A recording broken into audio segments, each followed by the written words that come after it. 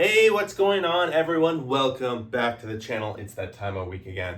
Everybody's favorite segment, the Power Rankings. Now, guys, this weekend has been crazy, not alone. A lot of weekends have been crazy. The top 12 on this board, pretty much everyone's going to have their own opinion on what's going on. It's pretty crazy. It's really tight at the 12. The bottom row staying the same, etc., etc. San Francisco, Oakland going to the 10th. San Fran took a couple run lead, so I thought it's probably safe to get started. Of course, I always do these videos before this Sunday night game.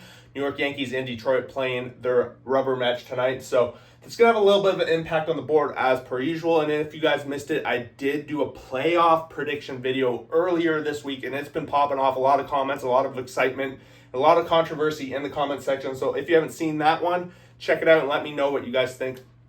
Otherwise, guys, I think we're just going to jump right into it. But as per usual, I'm just going to ask you right at the beginning here, if you are not a subscriber, hit that subscribe button. 1,500, that's our goal by the end of the season. We're about 250 away. I think we can do it. These videos have been doing pretty well. It's been a lot of engagement. I'm super excited with that. And really, guys, your subscribers and all that fun stuff keeps me motivated, keeps me excited. And I'm going to keep pouring this stuff out otherwise, but still fun, right? But yeah, number 30, pretty much the same. I don't know if I really need to say much about them. The Chicago White Sox, I guess the one story is they did have a pretty tough week. They had the Yankees in Houston, and they won 2 games. So that's pretty something to be excited about if you're a White Sox fan, I guess. But we're not going to start throwing a parade. We're not going to move them up the board because they beat 2 top teams. Really, those teams probably taken them a little bit light in situations. They put up a ton of runs in the one win against the Yankees, and they only beat Houston by 1 run. So we're not going to get too much ahead of ourselves, but there is a little bit of the shakeup in this bottom row, which is not per usual, and it hasn't started yet. I still have Colorado in the number 29 spot. Even though they did win the series against the Padres over the weekend, 2-1, they got swept by Arizona. So overall, only 2-4 in their division. And as we know, this division is probably maybe the best in baseball, you could say. Arguably, the 4 teams other than the Rockies are all competing for that playoff spot. You can make arguments for other divisions, but I'm not going to get into that right now. Colorado, not too much to say. They are staying in that spot. The one team that has dropped a few spots now, I do have the LA Angels. It's just they had moments where they were fighting most teams pretty well, but this week was pretty much a sign of, I think their season is over. They're really packing it in, and Mike Trout, captain extraordinaire, all that fun stuff, isn't playing the rest of the year. So I don't know what they're really doing. If you're an Angels fan, I'm curious what you think of the state of this team. Are they even really watchable? They got swept by the Blue Jays. And considering the Blue Jays have been tough to watch at times, that's not great. And then 1-2 against a struggling Atlanta team. Maybe they're the team that most people can boost and get some wins off. It does bode well for the teams in the AL West, Seattle and Houston, who will be playing these guys down the stretch and will want some wins. But right now, I do think the Angels are falling their way down. Colorado might be on their heels, and I haven't said that much. Moving up 1 spot, I have the Miami Marlins. And they're starting to be a little competitive in situations on the pitching side of things for sure. There used to be that team every week. I would joke, I was going through their box scores. Every week they would have at least one game that they would get shut out. It seems like there's been a little bit of a reversal over the past month. There's been almost every week that they are shutting out the other team. So a little bit of excitement there. Of course, they're in that rebuild stage. They did trade off a bunch of their guys, and they were already rebuilding. So now they get even more rebuilding assets. A little bit of excitement, I think.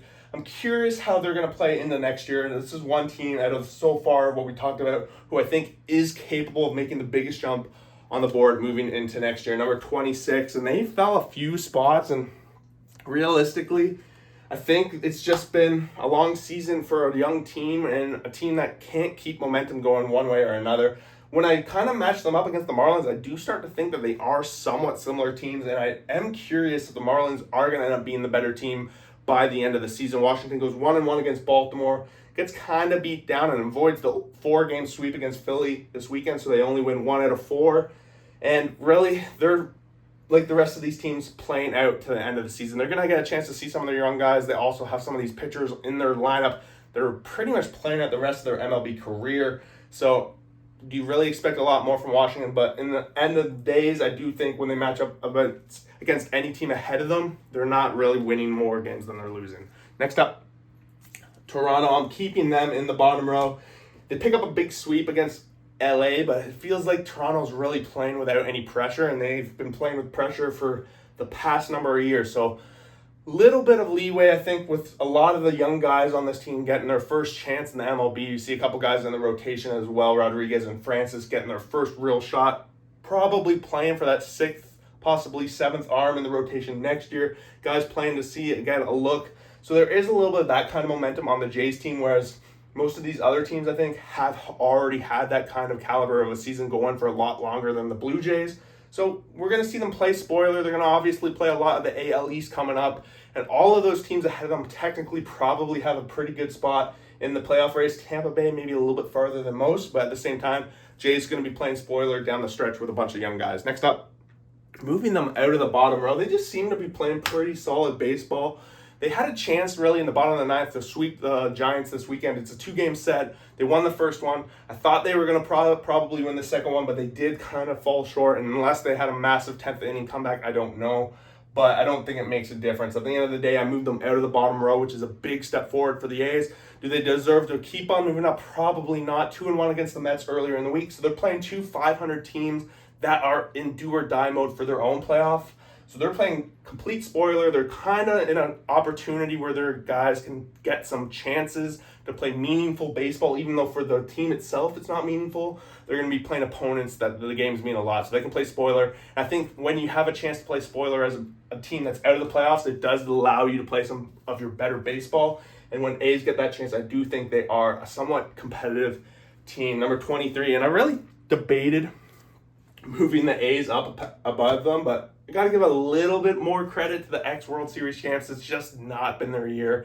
And it feels like at this point, the wheels have just completely fallen off. 1-3 against Minnesota. They almost got swept, and they just barely had a comeback today to avoid the 4-game sweep against Minnesota. They lose 2 games out of 3 to Boston. Again, another situation where they're giving up a lot of runs, and they had the one game where they scored a lot of runs themselves and managed to pick up the W. But they're not winning series, and that's pretty much been the story for Texas all season long. We might have an argument coming forward. These guys are going to match up a couple of times down the stretch here. If the A's can really take it to Texas, I will have no other choice but to kind of think that the A's have made that game. Number 22, I want to say that the fire is out, but they did get blown up again today.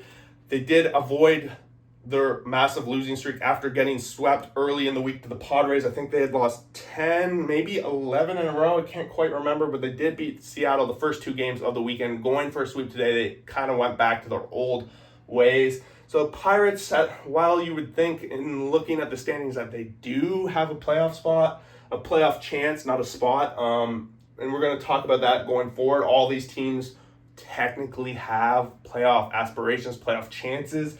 But as you fall further down this list, you have way more teams to jump over. And right now, I don't think the Pirates, especially after seeing that 10-game losing streak, have what it takes to go on the kind of win streak to move up this board. And I think when you match them up against all these other teams, they're kind of just on the outside looking in. 21, Detroit playing spoiler and having a pretty good week. 3-0 against Seattle. I think someone said in the comments on my playoff video that Detroit went 5-1, maybe 6-1 against Seattle over the past couple of weeks, which just goes to show that they are playing spoiler. 1-1 against the Yankees, that some of their young guys getting a chance as well, but they are out of it. Really, they're kind of in the same situation. They're just so many games back. Well, you're looking at it like Pittsburgh.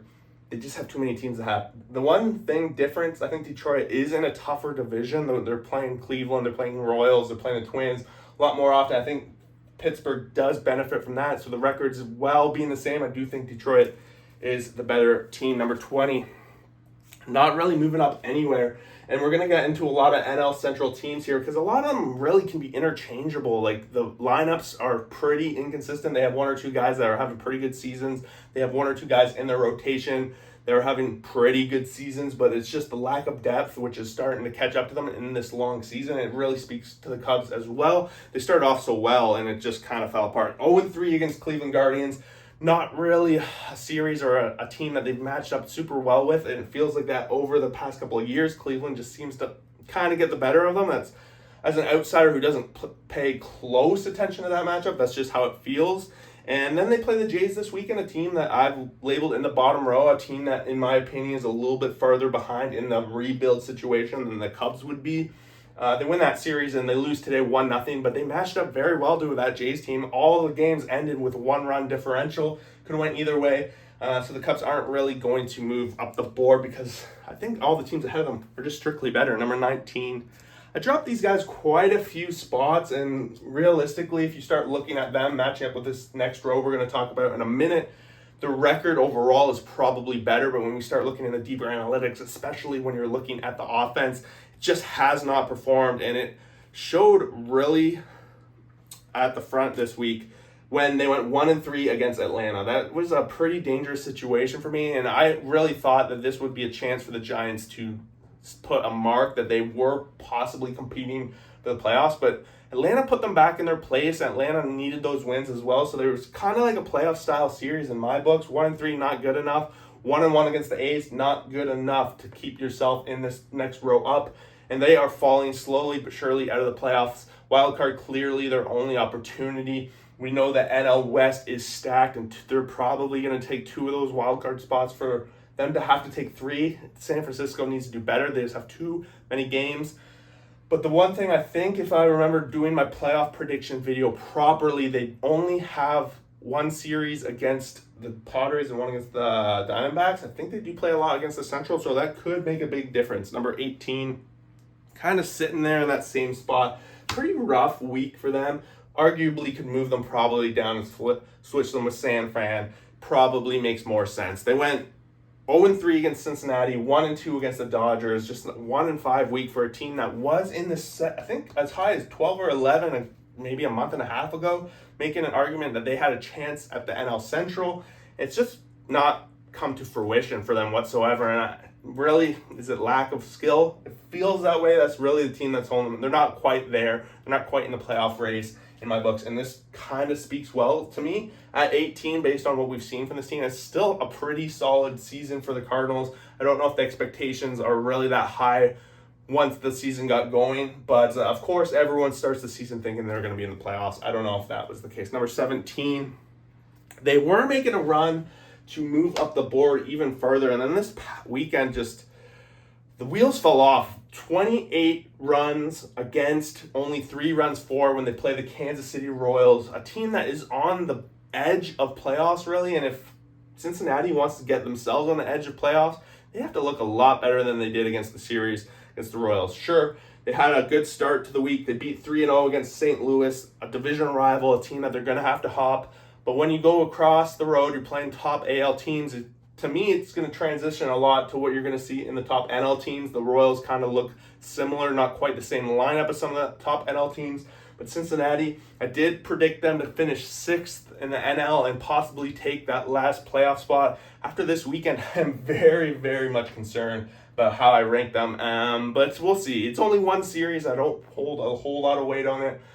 How a team rebounds from a series like this will tell a lot of how this team is going to compete the last 6 weeks of the season. Number 16, the team that just does not seem to go away. They just don't do it. They don't want to leave it. They want to make the playoffs, and they're technically in the running still. And to my surprise, they're fighting very well. A series sweep against the Arizona Diamondbacks, that really stopped them from moving further down the board because they started the week not so great, right? They got swept by Houston. So these were 2 top-tier teams in my power rankings last week, 2 teams that I thought were going to do pretty well in the postseason when I was doing my predictions on Friday.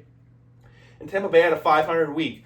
Can they build off that? It's going to really matter. They do have a lot of games in the AL East, and if they can go 600, 700 down the stretch, who knows what they are going to be capable of. Whatever Tampa Bay has, they always seem to have the pitching to get in the fight, and right now, I'm not ready to count them out. They're as average as it gets, but they're trending up. Number 15, you wanted the Mets to do better this week, and they just could not put it together. 1-2 against Oakland, 2-1 against Miami. So they were playing 2 teams that were in the bottom row last week and put up a 500 week. And a team that is chasing for that last wildcard spot, a team that had a poor start, doesn't have the time left on the runway to have these kind of weeks against the lower tier teams in the MLB. You have to be somewhat disappointed if you are a Mets fan with how this week went. At the end of the day, it wasn't a disaster. They still picked up 3 wins, but whether they can start to weather the storm, they're going to start catching up to teams here that are somewhat struggling. and we're possibly playoff teams, they're kind of in that boat too. But once we get to the top 12, it gets pretty dicey because we're talking about teams that are above 500 now. No one's above 600. That's still the case, but it's so tight you can't risk falling behind the pack. And number 14 is one of those teams that this week was a pretty much disastrous week. They did fall behind the pack quite a bit. They had a 5-game losing streak going into today, and they luckily pounded Pittsburgh a little bit to get back on track. But the damage might have already been done. They're almost 4 games out now of the last wild card spot. The Houston Astros are leading the division, and they seem to be the much stronger team, at least mentally at this point. Seattle has just not capitalized on the quality starts that they have been getting from their rotation all season long, just absolutely not getting the run support that they deserve.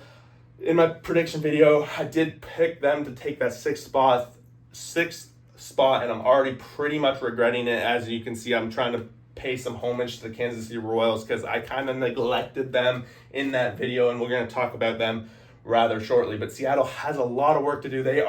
This is kind of the area here. These two teams, in my opinion, are in very similar spots.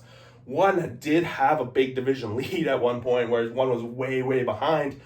But they're kind of in the exact same spot now that we're talking about this season. Number 13, holding on to that last wild card spot in the NL. And I still think they are confidently in that spot right now. Atlanta is 3-1 against San Fran, 2-1 against the Angels. You would have loved to see a series sweep. Sorry, I think that's 3-1 against the Angels. I don't know if I counted the last game of the day. Either way, they beat the Angels, and they beat the other team earlier in the week as well. So Atlanta 3-1 against San Fran figures it out. They managed to pick up some big wins, and honestly, to my surprise, this seems to happen every time I do a playoff prediction video. Past 2 times now, I kind of discount Atlanta. I kind of predict them missing the playoffs, and then they go on a little bit of a run after I do that video. So maybe you guys, if you guys are Braves fans, you can thank me for predicting them missing the playoffs, because they're about to go on a little bit of a heater to prove me wrong, because that always seems to be the case. Number 12, sticking around. They are currently sitting outside of the playoff spot, and they had a pretty good series against Baltimore, splitting it 2-2. They do beat Texas earlier in the week, 2-1. You would have loved to see them, if they were going to make some big progress in this playoff race, to beat Baltimore. Baltimore has been somewhat struggling, it feels like, for the past 2 months.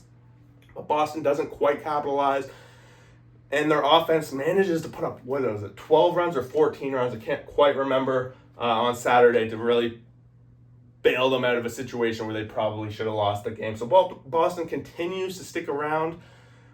Do worry, though. There is a lot of strong AL teams ahead of them. And number 12, I think once we get to number 11 and up, you can really start to argue about apples and oranges on these, because it's so tight. And I had to make choices. I know last week it created a lot of controversy in the comments. And let me know what you guys think. Definitely, if we get to a situation you're like, wow, he's absolutely nuts on this one, I'd love to hear why, because I like keeping the conversation going. That's part of why I do this channel. Keep talking about what's going on. So number 11, I think I'm moving them up a few spots. They had a really good weekend. I already touched about it when I was talking about Cincinnati, but they demolished them 28 runs to 3 over those 3 games. The problem is they started the week 1-2 against Minnesota, and between Minnesota and the Cleveland Guardians, they just aren't making up games on them. So really their only way, in my opinion, at this point to make the playoffs is to get that last seed in the wild card. It kind of feels that that's the way. They're very much capable. They have the pitching rotations, probably one of the top 5 rotations in the entire league. We saw what they were capable of, especially early on in the season. They had, I think, a sub-2 ERA after like a month, maybe a month and a half as a rotation, and we're starting to see a little bit of that again when it counts. So that's going to be big for Kansas City. Bobby Witt Jr., on the other hand, having an enormous season, possible AL MVP if it wasn't for Aaron Judge, right? And so the Royals, they're in there, they're in the hunt, and I don't want to discount them, and that's why I wanted to give them a shout out this week. Number 10, before I put this, I know this is probably going to be the most controversial pick, because last week I had them at number 8, and you guys just jumped down my throat. How could I do it? First of all, the MLB had them at number 1. And I'm talking about the Baltimore Orioles, guys. And the MLB had them at number 1, which to me was just, it made no sense considering what we had seen from them. But now I have them at number 10, which is even lower than what I had them at last week. And I took a lot of heat last week. So they went 1-1 against Washington, 2-2 against Boston. When you go 3-3 overall, 500. And at the end of the day, the Orioles have been 500 for 60 straight games, guys. And if we look from the mid-June to now, I think they have a sub 500 record. I don't know if exactly. There is a date in June till now where there are a few games under 500. And if we're talking about the MLB and the playoffs, if you're playing below 500 baseball, you're barely a playoff team. You're not going to make it past the first round playing sub 500. You got to win more than you lose. And right now, the Orioles, they do have times where you see their starters really control the game and get the win. And then there's times where their starters and bullpen just absolutely get killed. And it kind of seems the same way for their offense. Even though their offense and their lineup has been so amazing at times, there are times they just aren't capitalizing it. And you saw it in the Saturday game. Even though they scored 10 runs, they still lost that game. So those kind of games kind of add up. And in my books, when I start matching them up against anyone we're going to talk about head on the board, come a 7-game set, I am not picking the Orioles against these teams. Number 9. This is a pretty big drop from Grace. They were number 1 for 4 or 5 weeks in a row at one point. Philly goes 1-1 against Miami, 3-1 against Washington for an overall 4-2 week. Not an absolute disastrous week by any means, but at the same time, you just don't see the things that you want to see of a team that is going to be in the top 5 of the league. One saving grace for the Philadelphia Phillies is that you more likely than not they're going to walk away with this division. In my playoff prediction video, I pretty much thought it would be a lock for them to get that bye, but now after watching Milwaukee this week and watching how the West has been going, it seems like they're very much on a destined pace to be number 3 in the playoff picture, and that kind of sets you back on the board. Number 3, just because you're a division leader, kind of sets you back because there are going to be other teams that are higher than you. In Philadelphia, we talked about it earlier in the season when they were doing so well. They just weren't tested a lot. They were playing mostly sub 500 teams. They were playing the bottom of the board a lot, and now we're starting to see that again this week. They played the bottom of the board. They went 4-2. Like, it's great, but it's not going to be enough when you start playing the top 10 teams. You got to be able to beat those as well. Number 8, got the Minnesota Twins. Pretty good week for them. 2-1 against Kansas City, 3-1 against Texas for an overall 5-2 week. And arguably, I thought about even moving them up into this top row, and then I kind of took a pause and I had to remember that this top row is pretty tough to break into. It's been a pretty big shakeup. The top 10 is looking completely different week after week. There are a lot of the same teams, but the shuffle has been all over the place. Minnesota, out of the top 10, has probably been one of the more hotter teams, one of the teams that has performed the best over probably the past 60 games. But when I start to look at them in a best of 7, start seeing how they are going to match up with some of these other teams, not quite sold there. The one thing that is working in their favor is that the gap to them and the Guardians has shrunk. And that's because I do have the Guardians at number 7. One of the biggest falls of the week. And it started off as a good week. I talked about it already. They did sweep the Cubs 3-0. But then they play a top 5 team in the Milwaukee Brewers and get swept. And it starts to bring me concern. This team has been 500 or sub 500 for maybe 30 plus days. And I had been holding them at number 2 for quite some time. And then when I start to look a little deeper, start looking at how they've been performing over the past 45 days, start to think, they maybe not quite going to be able to hold on against these top 6 teams as much as I had hoped, and as much as I know the comment section is not going to like this one. But guys, I think this is super tight, and they split their series last week 2-2, and now we're seeing them neck and neck in the playoff race, in the division race. And we have a Royals team who is hungry and playing very good baseball as well. If you want to start moving back up, if you got to get back in this top row, we need to see 600 plus baseball, because at the end of this season, we're going to have a couple of teams at 600. It's only a matter of time. I don't think we've ever had a season where teams finished below, right? So for 600, it's going to happen. Who's it going to be in the Central? I think it's going to be one of those 2 teams. Next up, number 6, I do move the Dodgers up a few spots. I was pretty harsh on them, and then they came back with a pretty good week. They started the series against Milwaukee winning with 2 straight wins, and then they dropped the next 2, so that was a little bit concerning. You don't want to be too happy. Then they go in and they beat St. Louis 2-1. Not a series you want to write home about, but I think with their players starting to come back and they're just going to start to get their feet under them, they're definitely going to be the team that is to beat. This NL West, I think, is going to be the powerhouse going forward. We've got 3 teams, as you can tell, in the top row from that strict division. And the Dodgers weren't healthy for a long time, and you saw it in the results, but now we're going to start to see them moving on up a couple of spots. Number 5, I do have the San Diego Padres. They were one of the hotter teams for a long time, and I even had them contemplating for the number 1 spot coming into this weekend.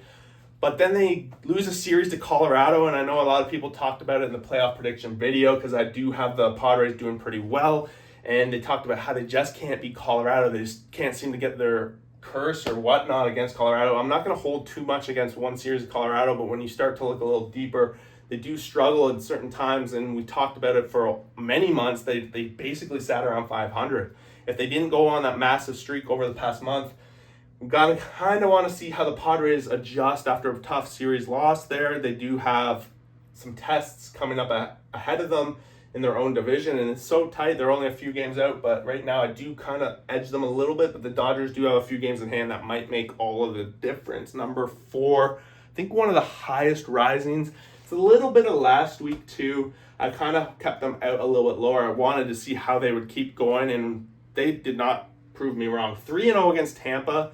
At first in the week, I was like, it's not the biggest deal. Tampa's on their way down. But then we see Tampa Bay do that awesome series against Arizona, and then you remember Tampa Bay just competes, and Houston just showed pitching dominance in that series, and I think that is one of the things that does set them apart across this and across most of the AL, because there does seem to be some pitching issues for a lot of these teams.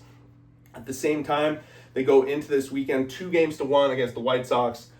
They win. That's the big statement. They're not going to sweep every team all the time, especially the White Sox. The White Sox can't lose 20 in a row all the time, so that's still overall 5-1 week. Houston has been the hottest team over the past 3 months. I don't think there's any doubt about that. You could even argue them possibly at this point as the number 1. I wouldn't debate it. Number 3, moving up. It's been like 6 spots in the past 2 weeks for the Milwaukee Brewers. They just kind of showed some fight this week, and I liked to see it. They started the week, like I said, 0-2 against the Dodgers. I was like, oh, this is not good. And then they win the 3rd game. Then they win the 4th game, and they split that series, a big comeback. And then we see them sweep the Cleveland Guardians, who were number 2 last week, and a little bit edgy on the edge, falling down. But that's the kind of fight I want to see of some of these teams that are having a little bit of struggles. Come back, you lose 2 games to the Dodgers, and then you win 5 straight against top 7 teams, and that's the kind of that gives me a lot of respect and power rankings, has me thinking that you are capable of making massive comebacks, especially in playoff situations when your back is against the wall, etc. So Milwaukee, a big pump up for them. They did have a pretty stellar week, and I do like what I see with them. Number 2, I know that a lot of people probably aren't going to agree with this, but for me, they pretty much are the big favorite in the AL. I don't think any other team will catch them. They're all so tight, right? I'm saying this, of course, every team has a chance. It's so tight. But in my books, the Yankees are probably the strongest team. They got Juan Soto and Judge just in that lineup, absolute beasts. They have one of the easiest schedules in the entire MLB left, if not the easiest. So I would be shocked if they're not going to finish the season well above 600 and pick up a few wins here. Sure, there have times where they get shut out. Detroit just shut them out. They have times where their pitchers just fall apart. It happens, but it seems to happen all over the league right now. The top 10 teams, everyone has been inconsistent one time or another.